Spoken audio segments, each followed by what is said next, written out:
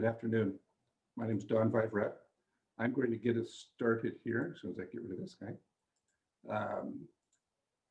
And take us into the session as we go through. First, I want to just start. There are more people coming in, but it seems to have slowed. So let's go ahead and get started as we go along.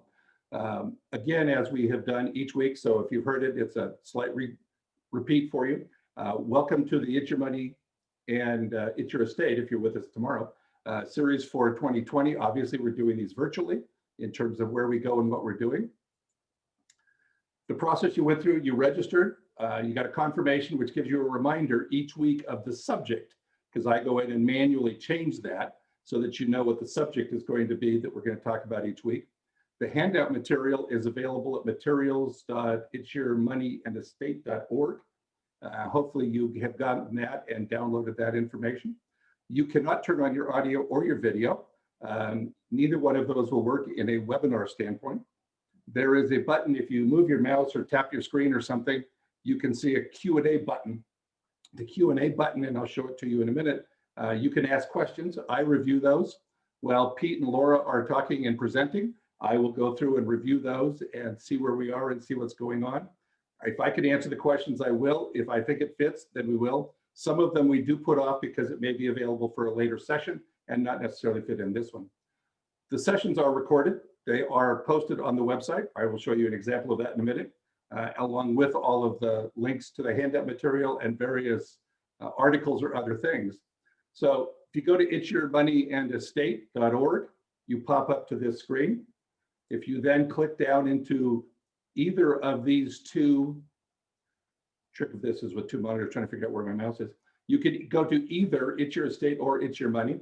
In this case, the first one up happened to be money. And if you notice, the first item is a video.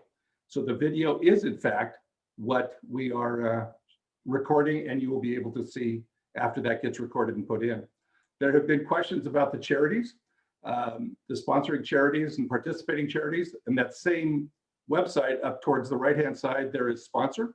The sponsors show you a list of the various organizations, and generally, if you click on them, you will go to the website for the various organizations. So that is available to you to take a look at. Depending on the computer you're on, if you're on a PC, I can tell you this works. If you're on others, I don't know. There's a little bar between my picture and the slide. If you move that left or right, I become bigger and the text is smaller, or I'd go the other way, make me smaller, make the text bigger, make it easier to read. Also, as I say, if you move your mouse, tap the screen, you can see Q&A. If you tap on that, you can send questions. I review those as we go along, as I have been saying. We do not use chat. If you were with us in the spring, that no longer works. They do not recommend you use chat for 150 some people. That gets a little out of hand. So we use Q&A for those. Where we are today is Financial Planning 1, Goals and Assets is the plan in terms of where we go. Next week, we'll finish off planning with investing your money. If you're with us tomorrow for estate, it will be planning for incapacitation and going through that aspect of our lives.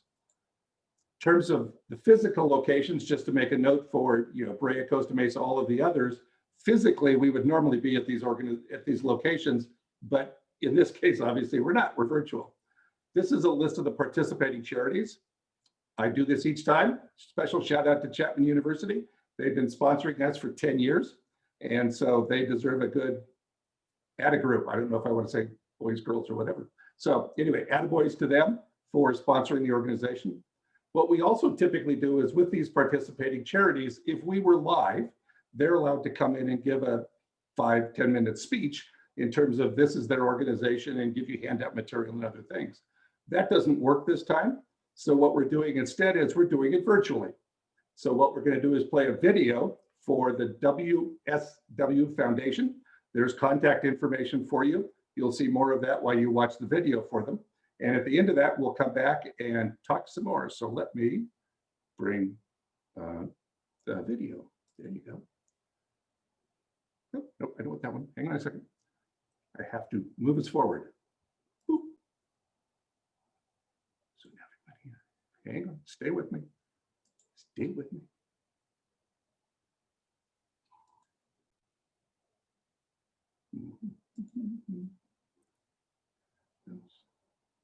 Sorry about that. Organizational issues.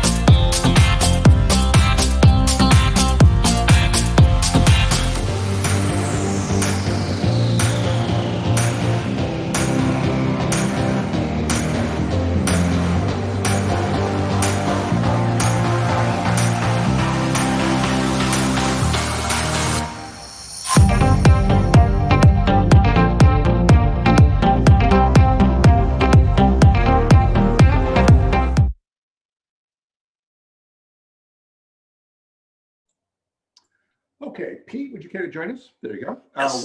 I want to add one note incidentally for the foundation. They have in this week's download, there is a handout material from them, and I'm sure they would be happy to chat with you. So Pete, I'm going to let you take it. I'm going to go into hiding and I will answer questions as they come up. Take it. Okay, thank you, Don. The Weinsman Foundation is kind of unique as to have as a sponsor because they're almost acting as a community foundation in that, you know, the Bill Gates Foundation receives donations from other individuals such as Warren Buffett and other individuals who believe in their mission. And so the Weinsman Foundation would have $60 million plus.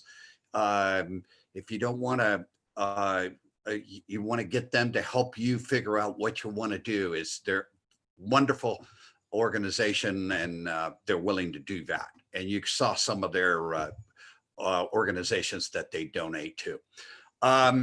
Laura, why don't you pop up and show your face and unmute yourself? Hi. Hi.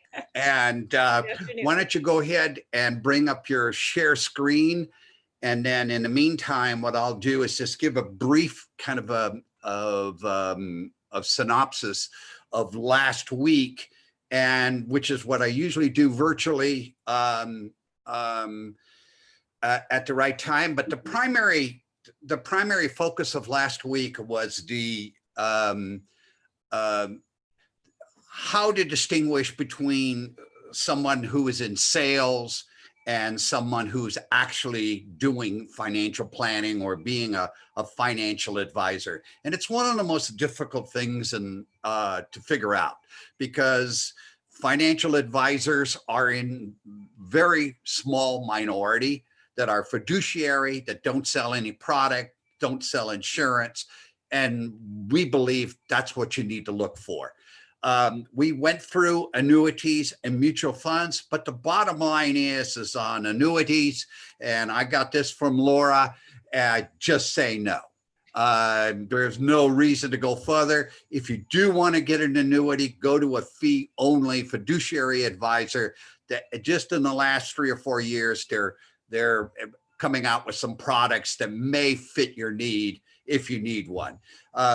The other thing that we talked about last week was load mutual funds.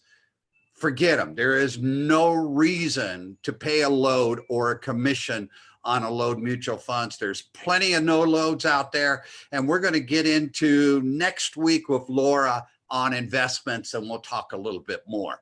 So as we do every week, the first thing that we do is introduce Laura through our ask first form, and I'm going to move this over. So Laura, you have a bachelor's degree from UCLA, and what is that bachelor's degree in? He's always got to call me out on this.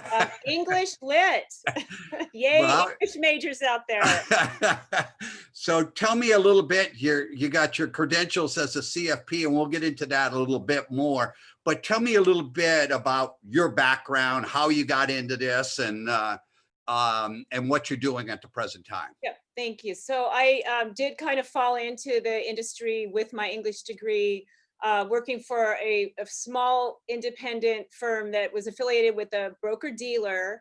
And the first few years were cold calling, literally on the phone, knocking on doors in businesses, trying to sell stocks, bonds, and we were doing a lot of stock option trading at the time. And you know, that was fun for a while, but definitely didn't really like the sales culture, but I loved the financial markets. So fairly early on, I did discover the CFP program, which was relatively new then, and got really excited about the holistic approach to money. And I don't know how much you went into this last week, because I know your speaker was a CFP, but the CFP is not just about investing.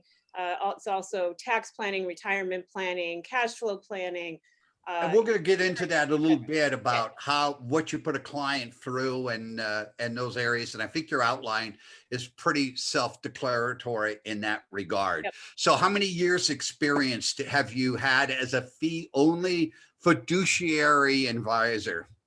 So I started my business in 1985 and dropped all of my licenses by the late 90s. So 30 years or so on the fee only fiduciary side. And I know you've talked about this and we'll talk about it a bit more, but even that term fiduciary is being misused right now, where brokers are somehow able to call themselves fiduciaries in certain situations. So it's super confusing, which is why really this form lays it all out. I mean, there's no way people can kind of talk around what, it lays it bare, like whether you're selling stuff or not.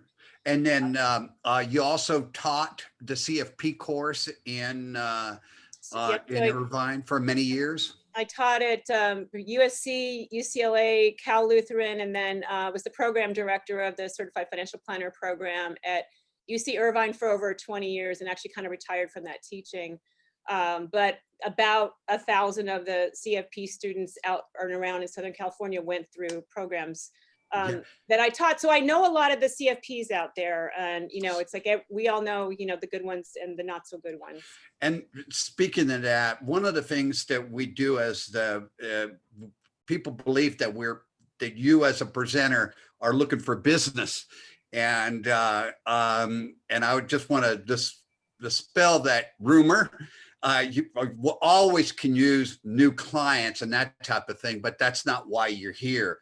And the financial planning process and being a fiduciary is what it's important that, and your firm, talk a little bit about your firm, where you are, but you also refer people out to many, many other financial advisors in the community.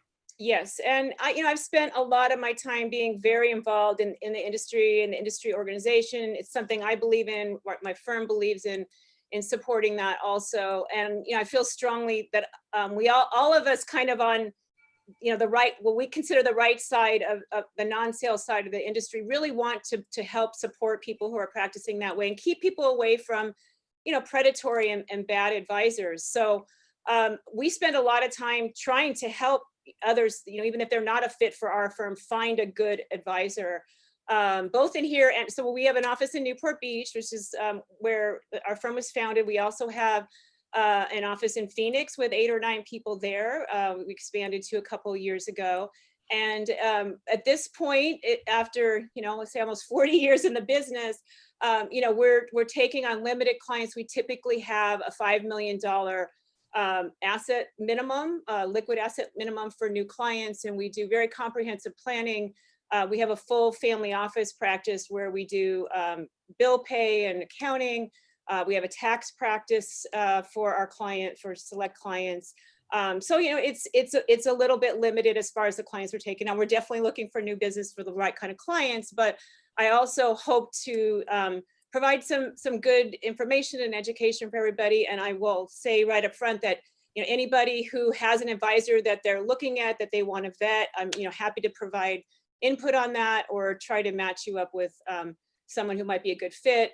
Pete, I'm sure, has talked enough and Don about the fact that all the advisors that you'll hear through these sessions are on the right side of the business, practicing in the fee-only matter and not selling products. Yeah, and I noticed that you don't have any licenses issued, and the reason for not having many licenses is why? I don't sell anything. Yep. So our clients, except for your services. Right. So we charge flat fees, occasionally hourly fees, and assets. We charge a percentage of assets under management. So charge in all those ways, but only paid by the client. Though we are one of the myths out there, and I saw from some of the questions of some of the earlier sessions that Pete and Don shared. I mean, it's very confusing because those on the other side sometimes try to make it seem like people like me don't actually provide a full implementation on the investment side and the insurance side. We're very actively involved in, we manage assets directly here. We work with our clients to make sure that they get life insurance when they need it, that they get their property casualty insurance reviewed, even though we don't sell it. So sometimes people who are selling those things like to make it sound like fee only. Advisors don't really do that, that they just charge hourly or they just charge a flat fee and they don't really do that other stuff. They just do a financial plan, but that's not usually true. Yeah. And then right in the center, go right to it, the business relationship. You check true, that you are a fiduciary and that you serve your own and you serve your client's interest first before your own. Yep, in all cases at all times, yes. Yeah, you're compensated. How do you charge? How does the general industry charge and how do you charge? So the general industry charges every possible way they can. Banks and brokerage firms, they're charging commissions, fees, percentage of assets, kickbacks on mortgages that they sell, pieces of the money market funds that you get through them. Lots of ways that are not at all transparent in most situations. But as a fee-only advisor, as I say, we charge either flat fees, sometimes hourly, or a percentage of assets that we actively manage, fully disclosed, and no kickbacks, no referral fees or anything like that. So, and what is that percentage? It ranges depending on the size of assets from maybe 0.3% to typically 0.8%. Okay. Of assets, so under 1% typically, and 1% is normal in the industry. 2 and 3% is out there.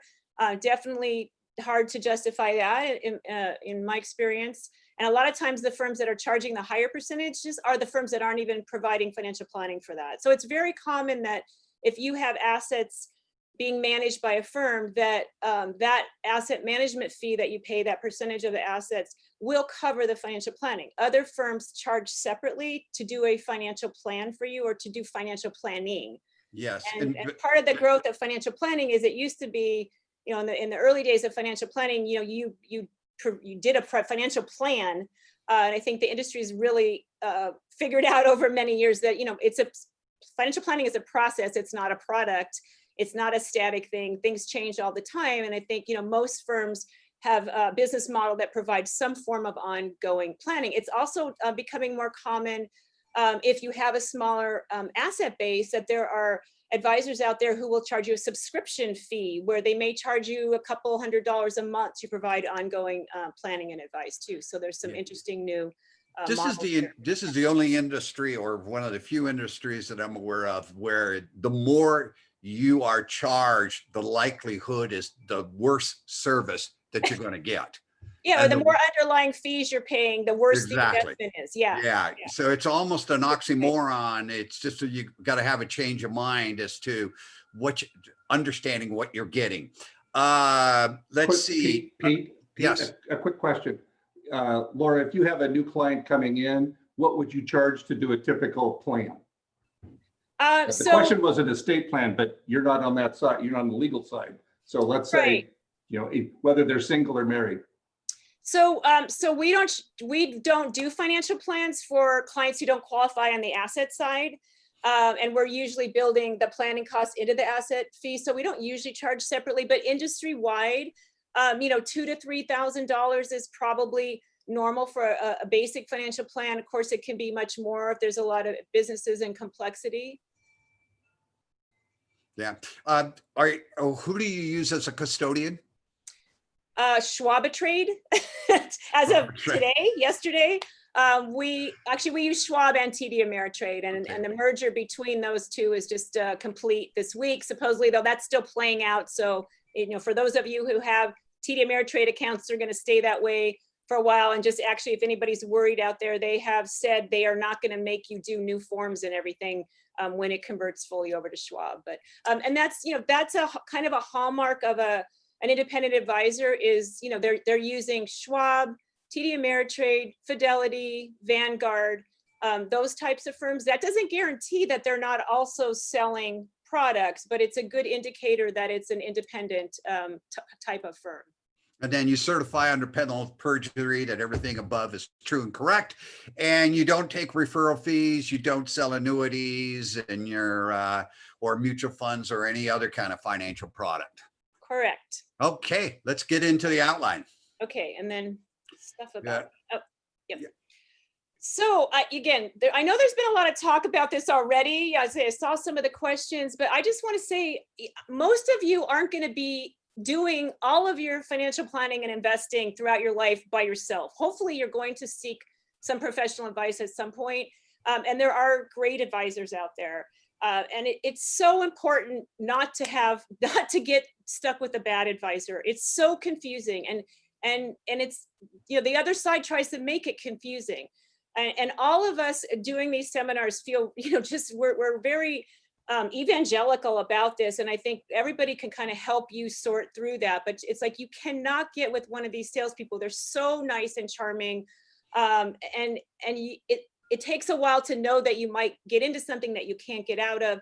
The headlines of all the penalties and lawsuits and all, it's crazy. And, you can just look on the broker check. And I think you talked about this last week or the week before. And these are actually, I started collecting those flyers, for the free dinners. And I, you get so many of them, fewer of them today. Thank goodness. That's one benefit of COVID. But I was just collecting those and looking up the people who were doing these free dinner seminars. And this is stuff we found. It's crazy. Besides all the financial, bankruptcies and tax liens, criminal things. It was really. By the way, you had mentioned that back in when you first started out in 1985 and you were working for a firm and they had you make cold calls. Yep. Merrill Lynch just came out with a press release that all new advisors for Merrill Lynch are now cold calling. So if you get a call from, my advice to people is do not answer your phone. It's just let it go to voicemail, and then because you get so many calls wanting to sell you something. Now even Merrill Lynch is back at it as starting to do cold calling. Yeah, it's crazy. And the different terms that people use for what they do, a financial advisor, financial planner. I'm often asked, what's the difference between a financial advisor, financial planner, a wealth advisor, an investment advisor, financial analyst? None of these really mean anything in themselves. So it's the certifications that really tell you a little bit more about educational background, which I'll get to those in a second. And then, the industry, as I said, it's really tricky to figure this out. Ideally, you want an independent registered investment advisor. That's the RIA, is a registered investment advisor. And, that's a registration, not a competency exam. There's no exam to be a registered investment advisor. You have to register and you have some regulatory scrutiny on you for sure. But what you want is an independent RA with no broker-dealer connection. So that's kind of hard to figure out, except on the bottom of the website or their business cards, they should disclose if they're connected with a broker-dealer like like Merrill Lynch, LPL, Commonwealth. Usually we'll have FINRA on that business card.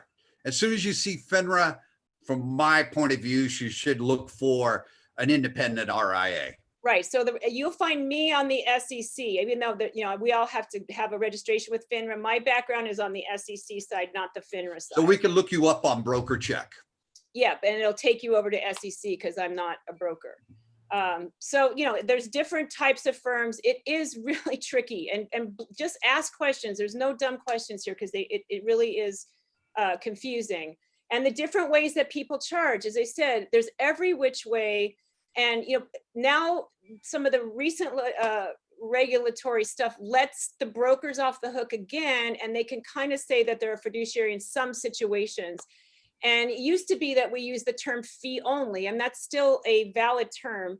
But, even the CFP board got in trouble because they were, there were CFPs who were saying they were fee only when they weren't. So you like the ask first form is a good form to use and to look to see whether there's any licenses to sell anything. But one of the reasons why the form is really good is that they're signing on that form under penalty of perjury. And if you're looking for a plaintiff attorney, having that signed under penalty of perjury, and it turns out that the individual is an actual broker, that broker becomes responsible for their agent. And so that form seems simple, but it really protects you. And I recommend highly, if you don't know those questions with the person that you're presently with, ask them to complete it. And I hear a lot of people say they're reluctant to do so. And my question to you is why do you have your money with them? Right. They're your employee. They work for you. You should be able to ask them anything.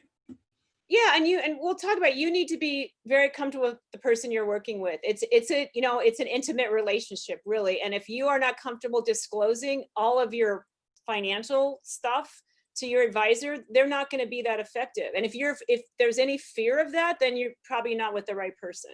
Yes. So credentials, registered investment advisor, again, a registration, not a certification.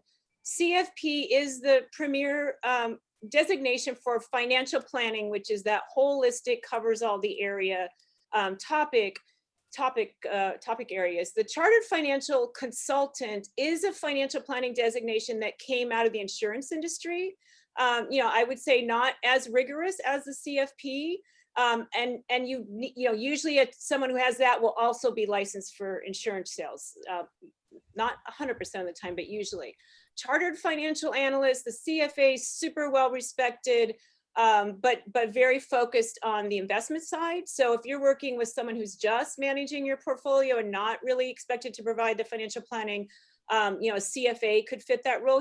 Most CFAs typically have been found on the institutional side as managing mutual funds, endowment funds, et cetera. But I think more and more CFAs we see out there with their own practices and are expanding into financial planning. And of course, CPA, and they're, obviously a respected designation, but most CPAs don't have training in investments and financial planning unless they have the special designations that come from the CFP industry. Let's go to the next slide. Super important, whether you trust them. These are some sources to find some advisors. I think asking some of the participants in these sessions is a great way to get some good local feedback on advisors. I use the NAPFA almost extensively, and I check out everybody on FINRA. Yep. And you can find out whether they have any complaints on their background, and it's pretty crazy, some of these people who have 8 to 10 different complaints, 1 or 2 maybe. We've never had any. I feel like if we had as many as the brokerage firms, how would we be in business? I mean, you just most of the advisors on this side are super clean. So financial planning, most people seek a financial planner or financial advisor because something's going on in their life, and they have a need, and it may be getting a second opinion on an investment portfolio, certainly something a lot of people might be thinking about right now. Also saving for retirement or contemplating retirement. Do you have enough to retire? How do I set up an education account for kids or grandkids? Just looking at all of the different issues of all your finances. Are your investments tax efficient? Have you protected your family against risks? I don't think that's something that's often top of mind. It doesn't seem to be the top reason that people come into us very often. But there's kind of a process and a way that we go through the financial planning, and the risk management, making sure you've protected what you have. I think it really should start there before you look at how you invest in some of the other things. Super important. How you address that, and of course protecting your family. I mean, people sometimes do think of that, but usually people, it could be a death, a job change, retirement, or something like that stimulates people to do planning. Yeah, and people don't realize that they think that financial abuse occurs outside of the family, and it's usually a family member who commits the financial abuse. So having a fee-only fiduciary advisor, if you're trying to get into the stage where you're not understanding your investments, or you don't care to spend your time understanding your investments, a fee-only advisor is a great way to prevent financial abuse and also to help your children. Yes. So, and a lot of times we end up being gatekeepers and mediators. And just, if there are situations of children taking advantage of parents, which is super, super common. Unfortunately, something we deal with a lot. Sometimes we can kind of get in the middle of that, which isn't, always the most fun part of what we do, but we can be effective. And sometimes for that child to know that there's somebody else kind of watching things is helpful. I mean, it's tricky. There's a lot of psychology to what we do. And, sometimes actually some firms have therapists on staff. There are actually some large firms that have therapists. I think it's a great idea. And the other thing too is that most people believe that when they meet with a financial advisor, it's just about investments. And here, let's go through some of these things that you have here. Yeah, and I would say, that investments is the most common reason that people reach out to us. And after, a couple years of relationship, we're just talking about this here in the firm, it's like, we'll do a meeting, a check-in meeting, and we have the update on the portfolio. We never even go there because that's the least of all the issues that we're needing to address. The other ones are a little trickier. So financial planning is really putting everything together. And I'm talking through this. If you're looking for an advisor and you're talking to different people, if they aren't talking about all these other areas, if they're just wanting to look at your portfolio and how much you have in assets, they're not really coming from the financial planning approach. It's a different kind of person who really loves and embraces this holistic a way of doing things. And so all of these things are important. And that's what's fun for us, those of us who do this, is how they all come together and really looking at all these things for our clients. So, and it's also the reason why, what do you see a good financial advisor? How many clients can a good comprehensive financial planner have? I think, for any individual, 60 to 80, I think is kind of what's common out there, for if you're really doing holistic planning, at the most, we're 40, 50 maybe at most here. Yeah. And what does a typical broker have? Hundreds. And they brag about having hundreds of clients. That's a negative. Yeah. You want to be sure that you're working with somebody who has a few clients to know that they're experienced. But a successful broker, this is the first thing that they usually say. I'm a successful broker. And why do you think you're a successful broker? I have over 5,000 clients. Right.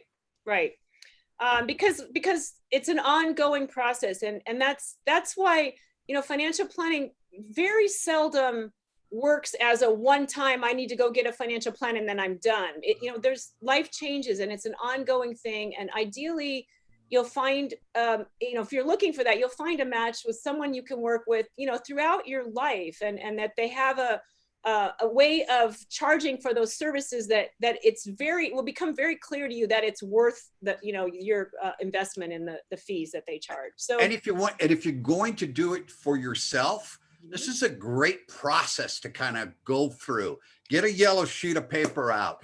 What's my goals and assumptions? And we're going to go through more detail in just a little bit, but what's my cash flow? What's my risk management? We're going to go through some of that. But if you can go through these things yourself, it's perfectly fine. It's when we get to a point where we don't want to, or we can't.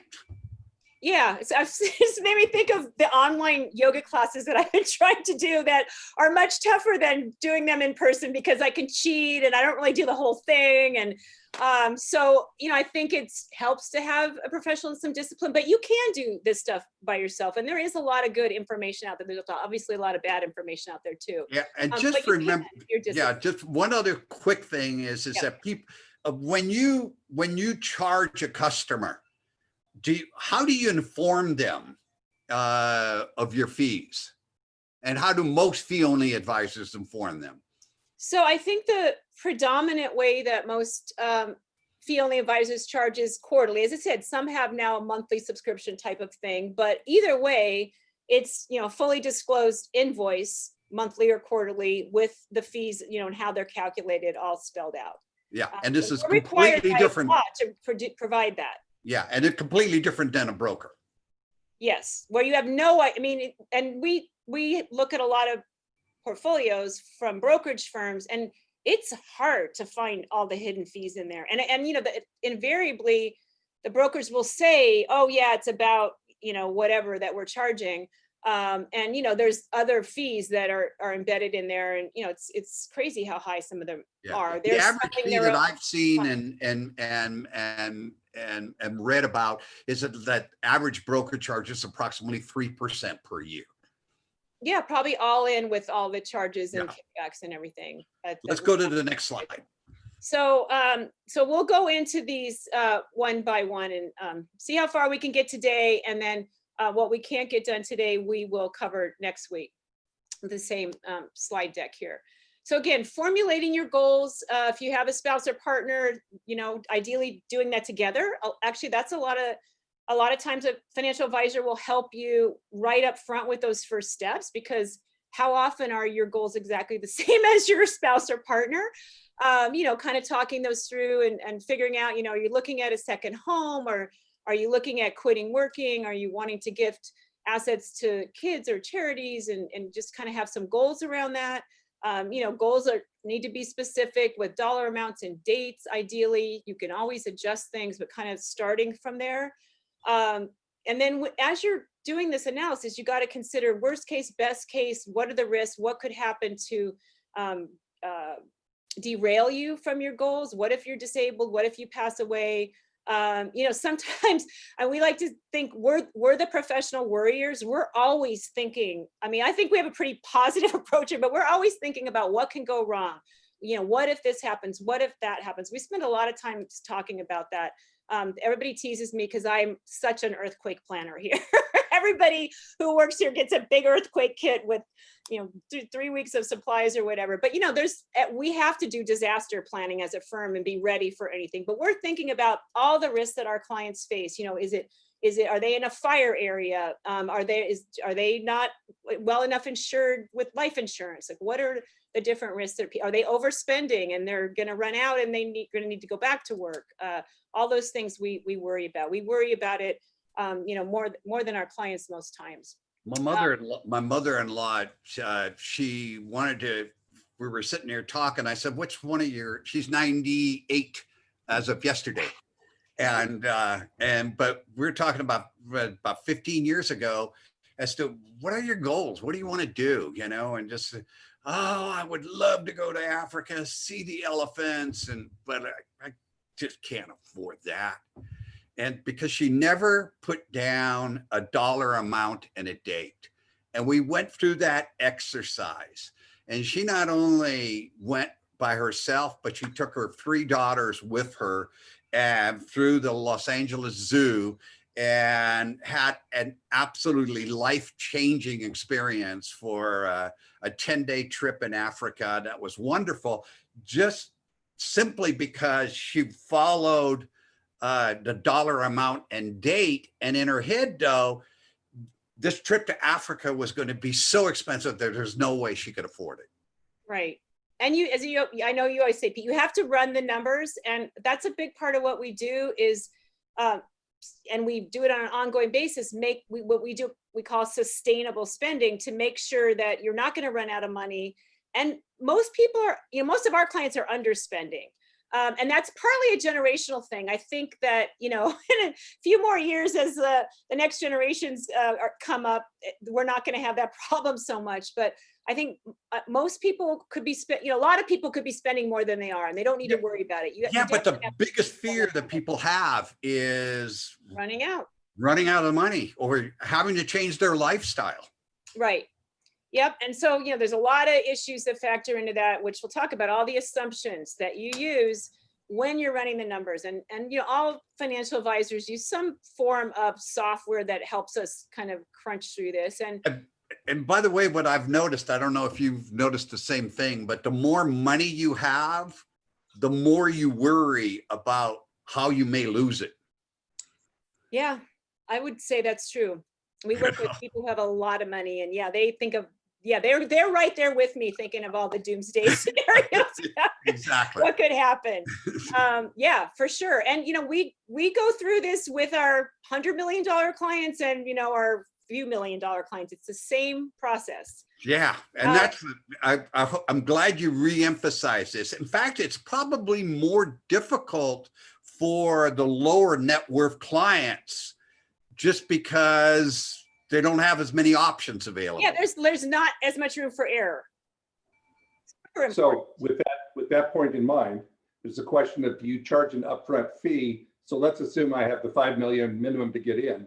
Do you charge an upfront fee for doing this for someone? We don't. So, we're very careful about who we take on to be sure we have a good fit, because we don't bill until the end of the first quarter, and we only bill a quarter of the annual fee. So we jump right in, and if people wanted to I shouldn't put that out, but if you want to take advantage of the situation, you could join us, probably get a good deal of your planning done and not even paid a whole year fee. That's pretty typical.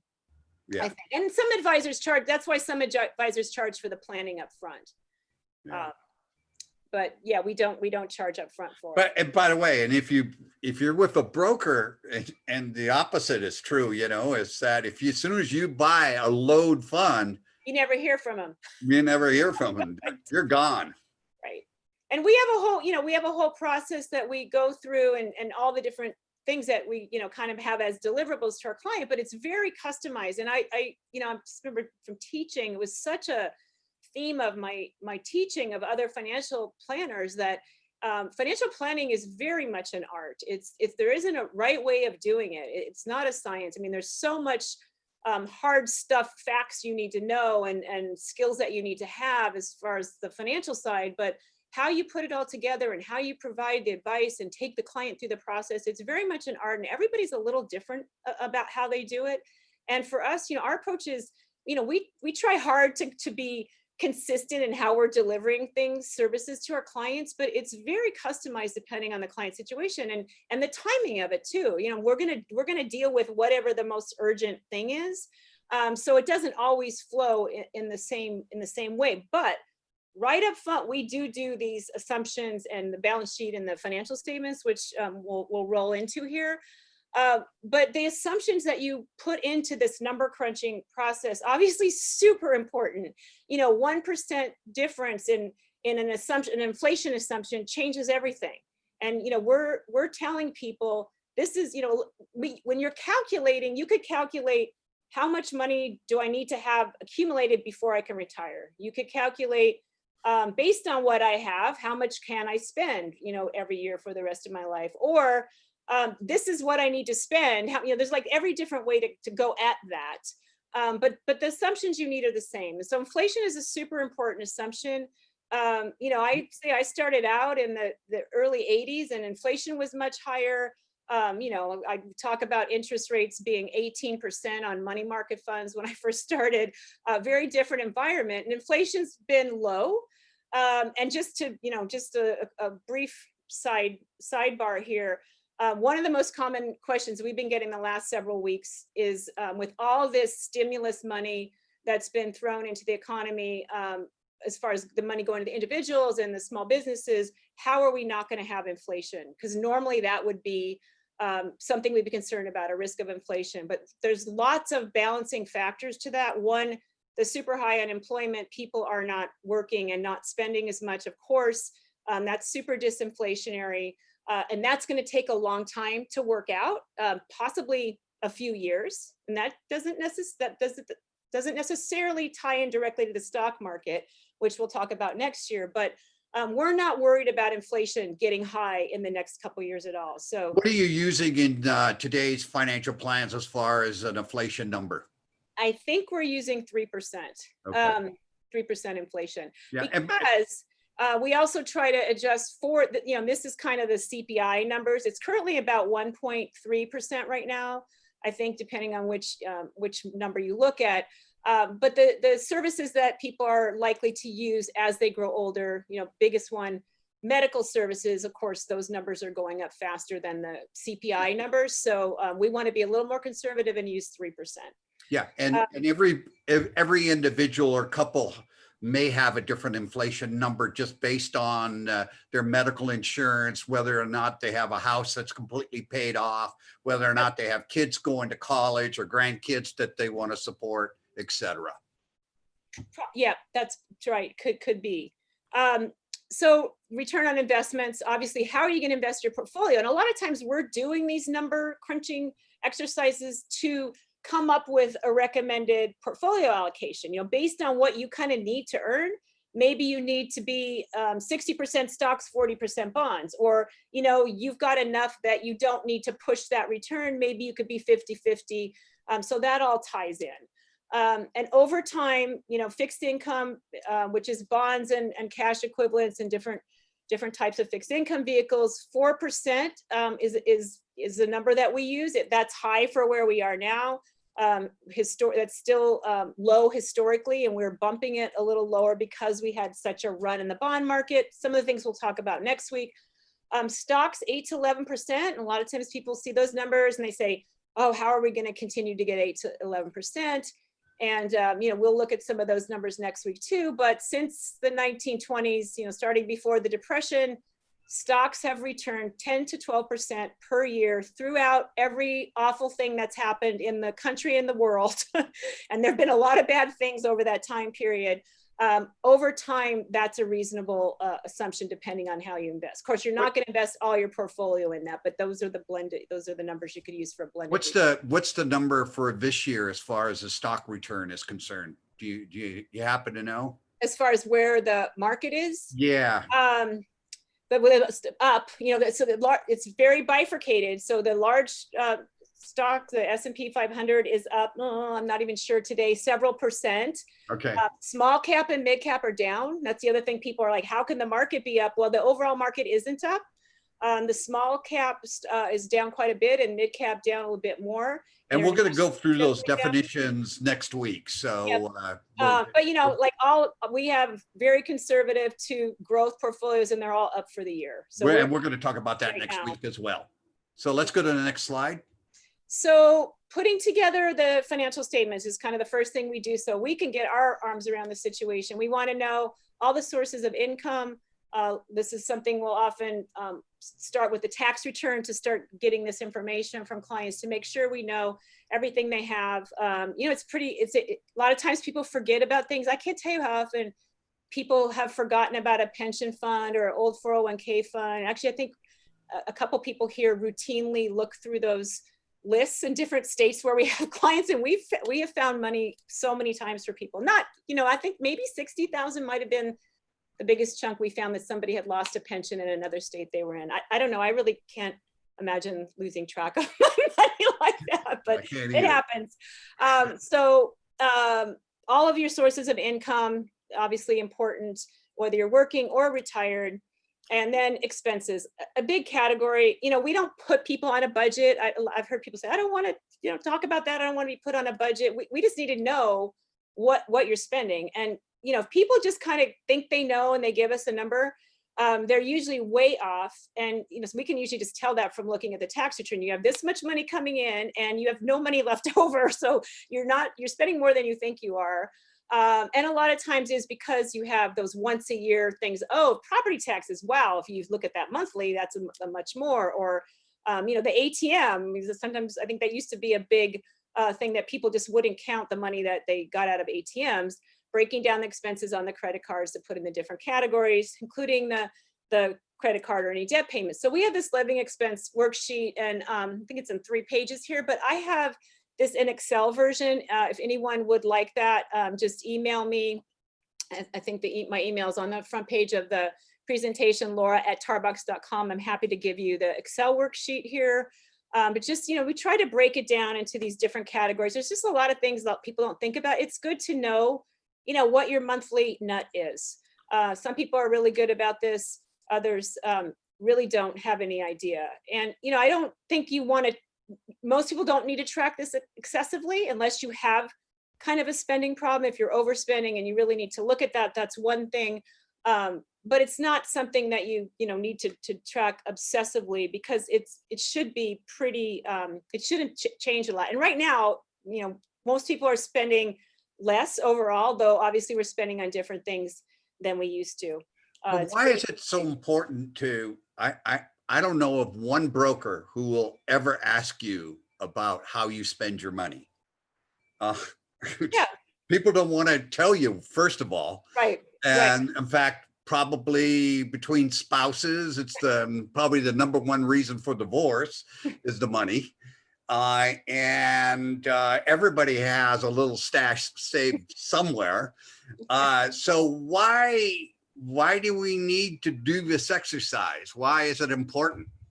Well, when we look at how much you need to retire, or if you're retired, how much you can spend throughout your life, we kind of need to know, what you want, what are the must-haves for spending. There's fixed costs and then variable costs. What do you absolutely need to have? We can solve for, that. If you need to spend a certain amount, then we can figure out what amount you need to have saved. But you need to know what it is, probably because it really is higher for most people than you think, especially if you're, thinking of doing a remodel.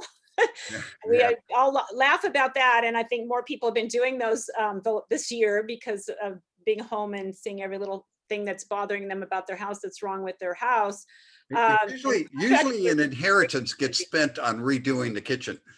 Yeah. Well, we joke, we used to say twice the time, 3 times the cost. It's almost more than that now. I mean, and it's, again, it's not because you had a bad contractor, you estimated it wrong. It's like, once you get into that project, they tend to expand.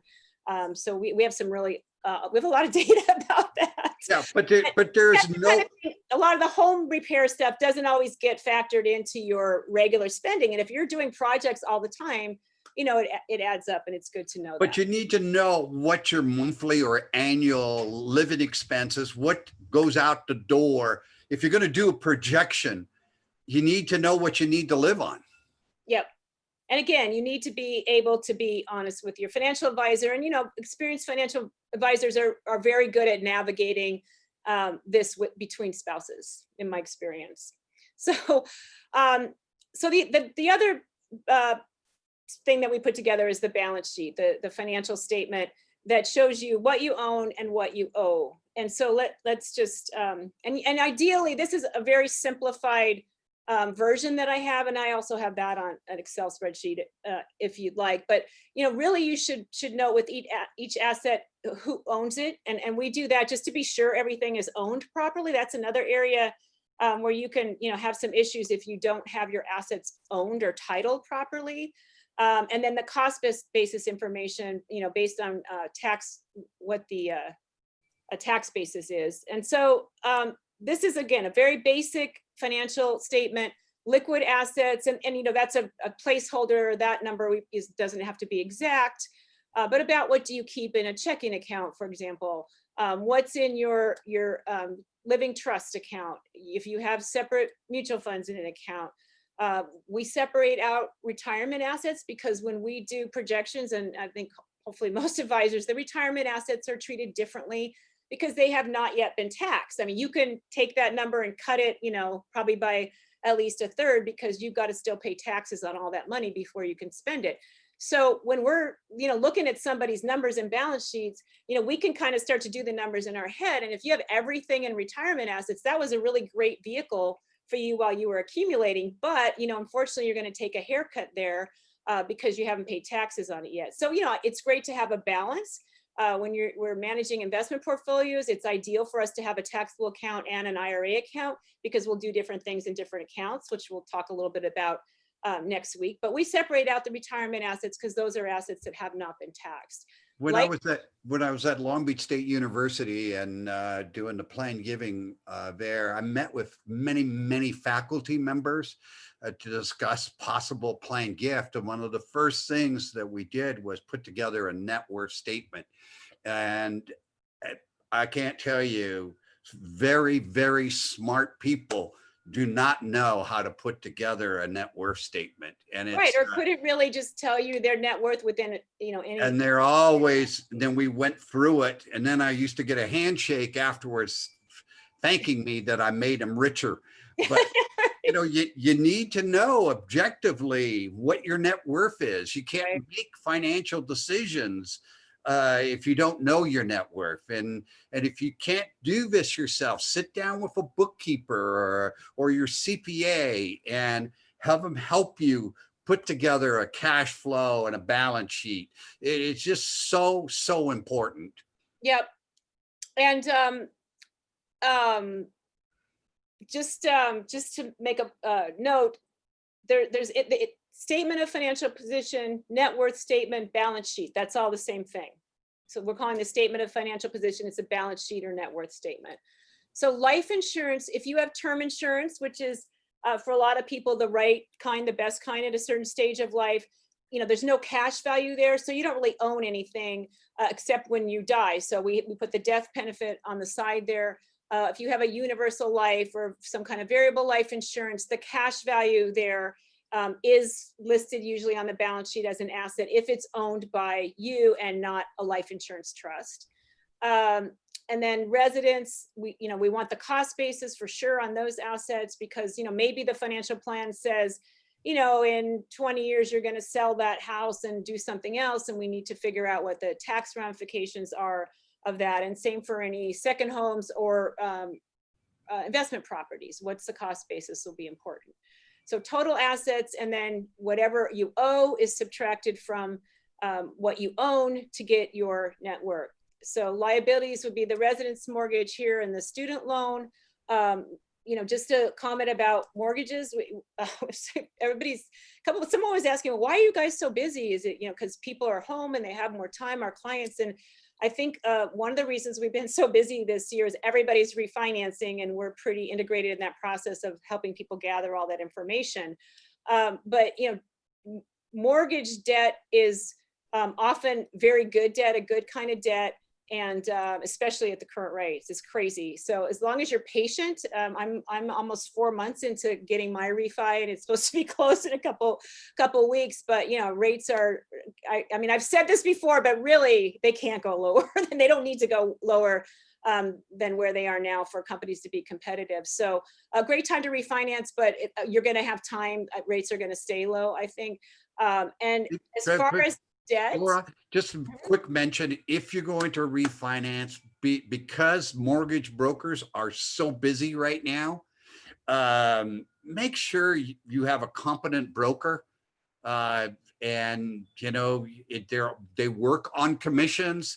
If you work for quote unquote Wells Fargo, you're not an employee with them, you're an independent contractor.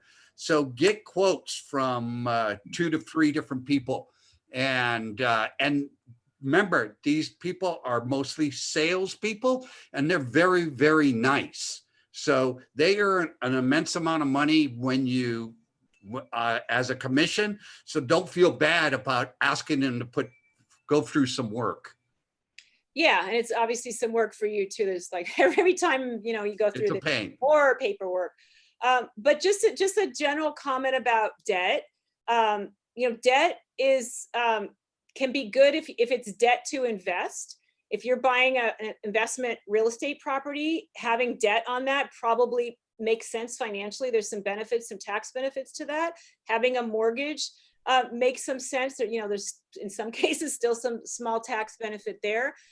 Student loans are what they are, and we try to get them off the books as soon as we can, but sometimes the rates are really low and it makes sense to work your way out of that over time. But debt to spend is never a good idea. Debt on, you know, department store credit cards is not a good idea. You should have, if you're using credit cards, you should ideally pay them off monthly.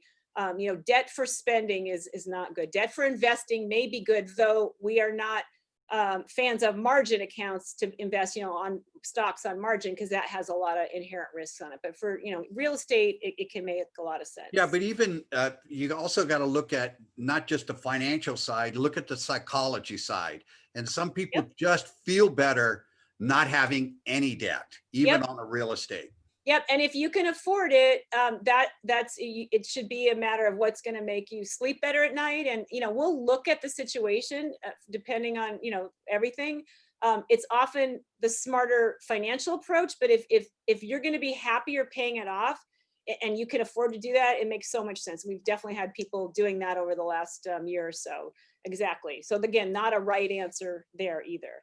And a good advisor, is going to give you alternatives, give you options, Yeah, and there's ultimately never, everything's your decision. yeah, there's never one decision that doesn't have a downside. There's always some give and take on every possible decision. We wish there was a decision made where everything was a positive, but that doesn't Charitable happen all giving, the time. charitable giving, win, win, win, right? That's true. Tax deduction, the charity benefits, Yes. all But good. you need to know your cost basis. You need to know the market value. You need to know how it's titled. Yep. You need all those things. Yep. So those are the basic financial statements and the information that we need to crunch a lot of these numbers. And then, once we've gathered that, a lot of times we will start in on looking at risk management. So There's not a person who doesn't need a balance sheet. Is that correct? yes, correct. Okay. So risk management, all kinds of insurance. And again, most insurance is sold on commission. That's inevitable. And you've got to know what you're doing when you're looking at this. So all these different kinds of insurance, and a lot of times people are sold insurance without really seeking it out as informed consumers. Starting with life insurance. Could you go back for a second? Yep. The health insurance, disability, and the homeowner's liability insurance are the three areas where the commissions are quite low. Mm-hmm. In the long-term care insurance area and the life insurance area, commissions can just go through the roof. So just be aware of that. So there's not that much difference in those three types of insurances. That's a really good point, Pete. It's like we've struggled to find agents who will work in individual medical policies because there's no money in it. I mean, we have a couple sources, but they're really doing it as a favor. Most of the people who sell medical insurance want the group plans, but it's still so much work and a really low commission. Disability can have some decent commissions. But long-term care and life insurance, especially life insurance, a ton of commission to where you have to really be careful there. Let's go to the next slide. Yes, sir. Moving it along. So life insurance, the primary use for life insurance was to cover your income. If you're an income producer for your family, if you're a wage earner, to cover that if you die, to protect your family. So life insurance on an earner or somebody whose skills need to be replaced. Sometimes it's a stay-at-home parent if that person were to die and that's services need to be provided there.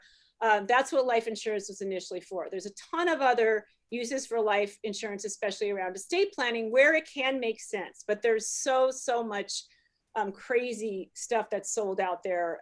We spend a lot of time also working on that and doing analysis on existing policies that people are being pitched, et cetera. As far as formulas about how much is enough, I don't like any of the rules of thumb, like how many times you're earning, how many times your age, any of that. It depends on your situation and really doing the analysis. If you died tomorrow, who's going to suffer financially? I mean, maybe you've accumulated enough assets for your family that they really don't need to replace it. I have a friend in life insurance business who says it's just wrong. Nobody should die without somebody making money on it, without somebody getting life insurance. And some people feel like that. Sometimes people just want to have some life insurance for their family. Different types of life insurance. The term insurance is still so cheap. I mean, when you're young and you're trying to protect, you have young kids, term insurance, you could buy a ton of it really cheaply. If you have health issues, it's a little trickier. A good agent is going to be really important to walk you through that process, especially if you have any health concerns, because what companies you apply with and how you navigate that is very important. Cash value insurance, if you're going to want to have insurance long-term, cash value insurance can make sense over time and be more cost-effective way to buy insurance. Term insurance is so cheap because most people stop having it before they die. You know, they don't buy it anymore. It lapses before they die. So they don't have to, the insurance companies don't have to pay off very often. The cash value types of insurance are more expensive because if you structure it right, it'll be there your whole life and somebody will get a death benefit one day. There are lots of tax benefits to life insurance, but again, super expensive. Like the commissions on life insurance are over 100% of first year premium. That's the norm. And they can be much higher depending on how they're structured. So, you know, we see cases all the time of buying a couple million of life insurance, you know, and $120,000 premium, you know, that agent got over 100 grand in commission, huge incentive.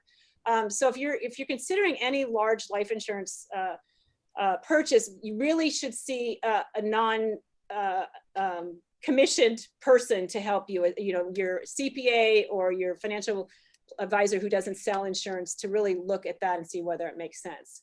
And also, one of the other challenges in life insurance, a lot of times people bought policies based on assumptions that weren't realistic, like that they were going to get 12% annualized return. Those policies are still out there, and then they got, you know, 5%, and so the policies are underfunded and at risk of lapsing. You paid all this money in, and now they're going to fall apart. And it's so frustrating to me. These agents get these huge commissions, and then where are they? They're not managing the policy. They're not watching to be sure changes don't need to be made. So a lot of times we're trying to rescue old policies to see, does it make sense to keep it, to do something else? And we have several consultants that we bring in, and we'll let them explain it to us and pitch to us to see what makes sense for our clients' policies. So you need to manage cash value life insurance for sure. And if you don't understand what your policy says, then you're normal. Yeah, and this is, again, a crazy area. So again, a lot of money can be wasted with life insurance. Tons that you can do in the estate planning area. I imagine you cover some of that in the estate planning series. So that can make sense too. But again, don't forget, there's a huge commission being made on the life insurance side. A lot of times, sadly, the estate attorneys and the CPAs are in for some of that commission. We see that, you know, at least once a year where that happens. So, you know, again, an objective outside voice looking at that would be helpful. Disability insurance, if you're still working and you're unable to work, disability insurance will pay your, you know, a certain percentage of your salary for a certain time period.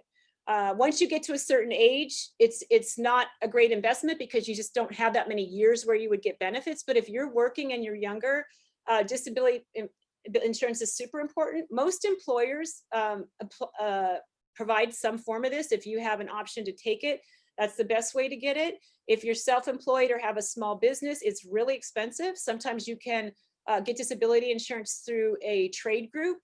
Sometimes trade groups will provide that for people in different businesses, and that may be a way to go. But a lot of times people are offered this as an employee and they don't take it, and it's relatively inexpensive. And you're worried about that thing that happens where you have a disability and you can't work forever, but you're still alive. Like, that's the worst case scenario. It's a small risk. It doesn't happen that often, but obviously devastating if you don't have coverage for that. It's a great thing to, when you get the kids together and you ask them, is your disability insurance up to speed?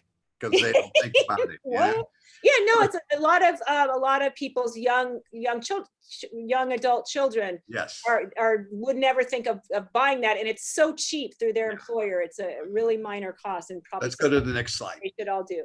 Okay, so yeah, we're a few more minutes just on some tax planning. A lot of changes the last couple years. A couple years ago, the standard deduction substantially increased for everybody, and that changed the way that we look at a lot of things tax planning wise.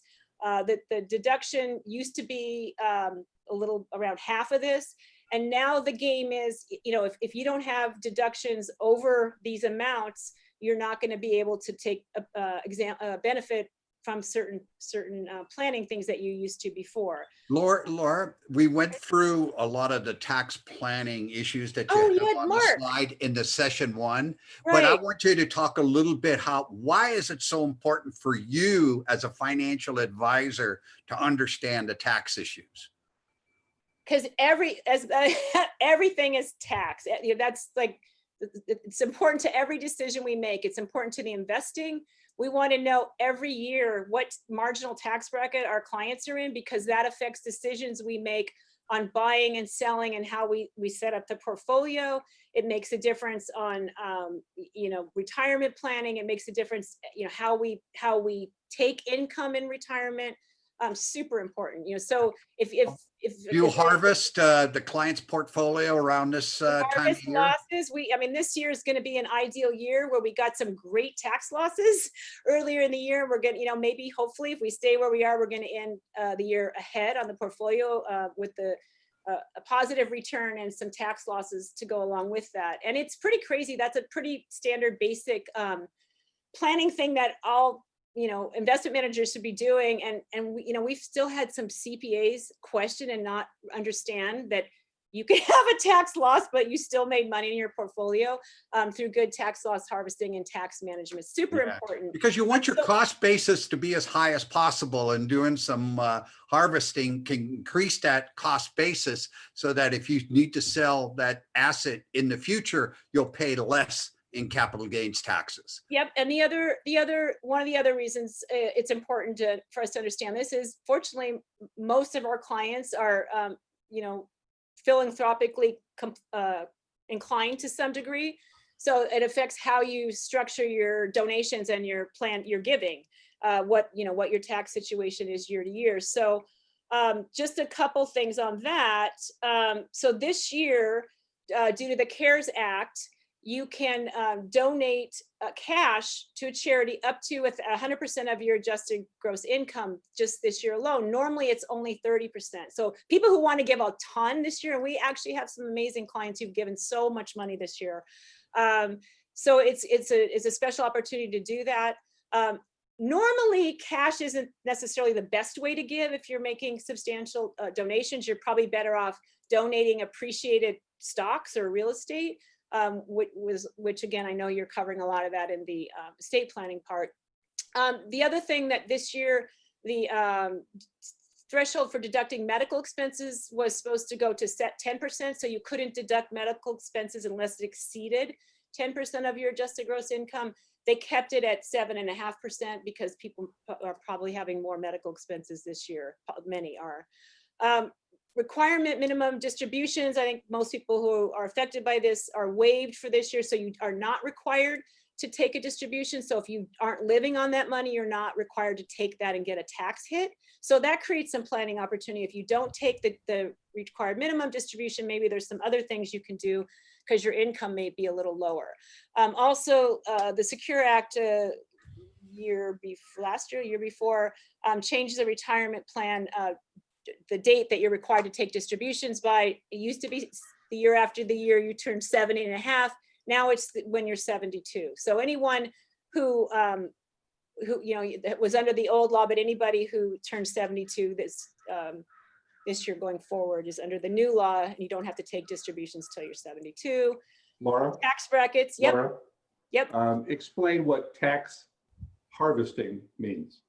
So tax loss harvesting, so tax strategies, that's at the bottom of the list here. Tax loss harvesting is when one of your investments in your investment portfolio is down, that you can sell it to lock in that loss and then replace it with something else. And of course, there's wash sale rules around that. You can't buy the same thing or a similar thing, but you can buy something else to lock in that loss and buy something else. So when the market was down in March, it's so crazy. I just looked at the number today, actually. I mean, from the bottom, like our growth accounts are up 42% from that bottom in March, when all of our clients were calling us wanting to sell.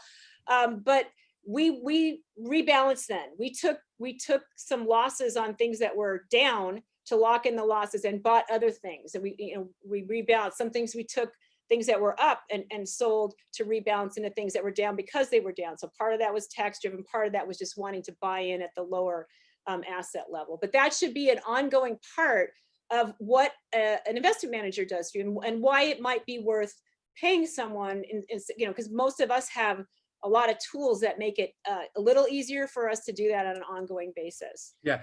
Would you recommend that you would know the cost basis for each one of your mutual funds, for each one of your stock holdings, for each real estate property that you own? Yeah, we can't do anything without that. Yeah. And the custodians are required to provide that now, but that's one of the things we spend a little time on, making sure that's accurate and that the custodians have that up to speed. And when there's a death of a spouse, there's a lot of planning around that and stepping up the assets and making sure that's right. The cost basis is essential. We find that the custodians are very poor record keeping of cost basis. So Yes. you need to stay on top of it, and you need to call them to get it corrected, because as you say, you could be paying a lot more in taxes if it's an incorrect number, especially upon death. Yep. And we definitely see mistakes. And that's something, that would be a standard thing when you start working with a new advisor, that, everything will transfer over and you'll be checking the cost basis to make sure that it's accurately reflected at the custodian, so you don't get a 1099 with wrong information. Tax harvestings, tax strategies, I would say that more than compensates for your fee. At least I find that with most fee-only advisors, that just this area alone, not even talking about the investment area, just this area alone, you provide just an enormous value. Yeah, I mean, we actually had a brilliant intern here a while back we were trying to quantify that, because it's not that easy to do. And we were trying to quantify that just on the investment portfolio, just some of the changes that we make and how we invest, to see, what that tax alpha was based on how we invested. And somebody in my firm just did this again, and it more than paid for our fee. I feel like if it was 2% or something, and over time it adds up. And I think that's the thing with most good advisors, we're pretty obsessive about watching all those fees. I mean, we're really looking at what the bottom line is for the client. So we're thinking about those little incremental things all the time. The other thing about charitable, donations. Again, people have been thinking about it all year. They're thinking about it now, because if you can't get over that item or the personal exemption threshold, you may not be able to take advantage of your charitable giving. Bunching it into, like every other year, depending on the amount you give, may make more sense, so you can actually get that full advantage of that. So that's one of the things we're talking to clients about too, to batch some of your deductions so you can get over that threshold and get the full advantage of all of these. And then the Roth IRA conversion, because tax rates are lower than they are likely to be in the future, and they are set to increase right now as things stand, and depending on how things change, politically in the next year, that may happen faster. This may be a good time to look at a Roth conversion, where you're converting a regular IRA to a Roth IRA, paying some taxes now, but then your money's going to grow tax-free forever. Also, if you're not taking a required minimum distribution this year, your income might be down. So it might be a good year to be looking at Roth conversions, and that would be something to be thinking about in the last few months here. And I know I'm running out of time. I want to be sure that there's time for any questions before we finish. And of course, I'll be here next week. And remember, we're going to continue this session next week. So just nobody panic, hopefully. Yep. Questions or? Go ahead. And one more thing, as far as planning, there are people in low enough tax brackets where you don't pay any taxes on qualified dividends or capital gains.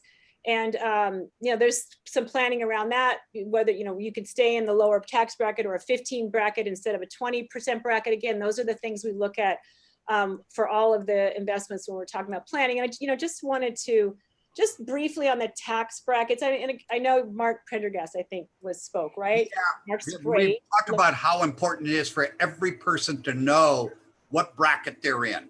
Right. And of course, that bracket is the marginal bracket, not the effective rate you're paying on all your taxes. And, people always think they're paying more than they are. We're all paying more than we want to, and it's definitely always is too much. But, most people aren't in as high a tax bracket as they think they are. And of course, these are incremental, meaning you pay 10% on that money, 12 on that, 22.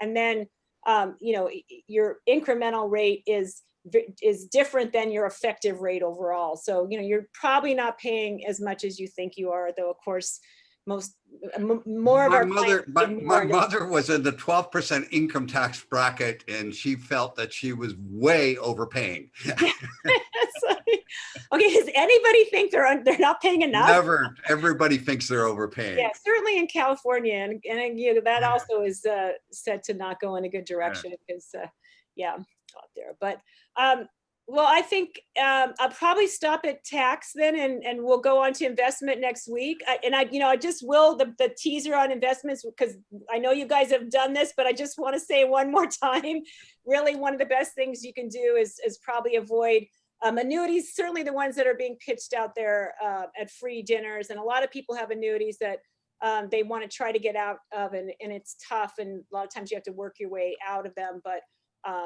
you know, an advisor will be happy to look at that and see if there's a way to help with that. And then next week we'll jump into asset allocation and just kind of general investing rules without getting, you know, into a lot of specifics. Like there's the whole section on how to invest in stocks. We'll get into some vocabulary, what it means, and how to decrease your risk. But I just can't emphasize enough. Can you do investments if you don't know someone's net worth or cash flow or?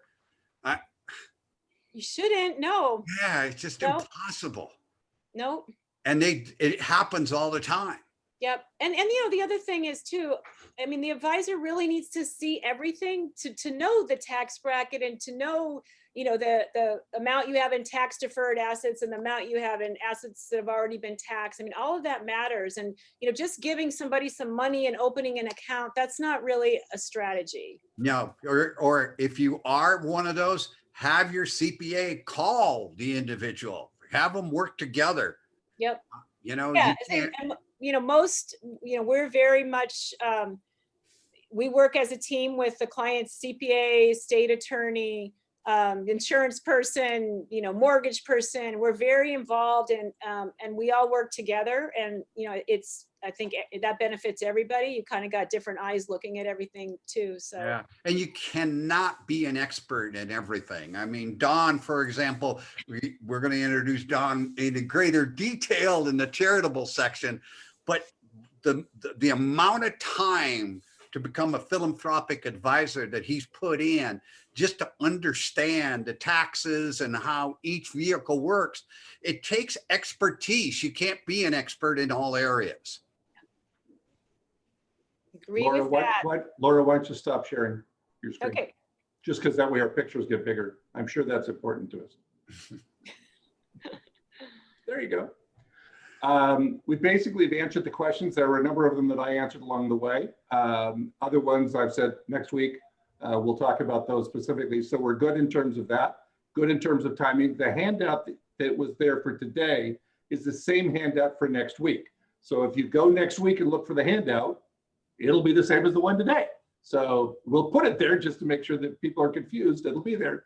But don't be surprised that Laura will start off where she ended today and go the rest of the way through investments. So, Laura, I thank you very much. Pete, I thank you. And thank you, Don, for doing all this. Yep.